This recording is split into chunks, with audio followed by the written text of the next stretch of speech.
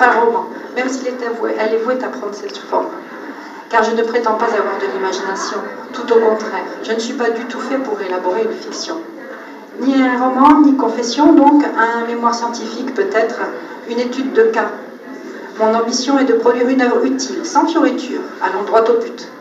Et c'est pourquoi je me limiterai aux faits. Comment j'étais avant d'atteindre le bonheur? Quels obstacles m'empêchaient de deviner que j'étais en mesure d'atteindre cet épanouissement?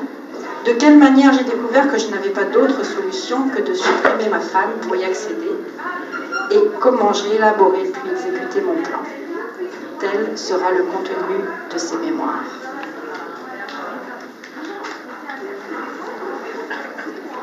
Alors, il y a Marc. Où il est Marc? Enfin, on va vous lire le deuxième chapitre.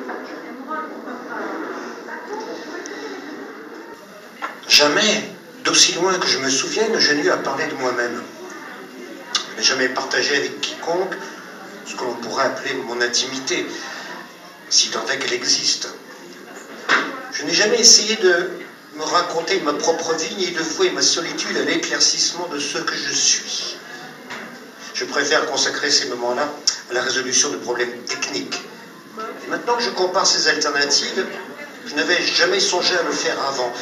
Je trouve vraiment inutile d'essayer de résoudre les énigmes de ma propre identité, puisque je ne peux pas me voir de l'extérieur. Or, l'observation externe est une condition essentielle si l'on veut aborder un tel sujet, surtout si l'on considère que le but de cette recherche est d'obtenir l'approbation d'autrui. Cette approbation indispensable pour ne pas être exclu. Je l'ai obtenue grâce à mes capacités techniques.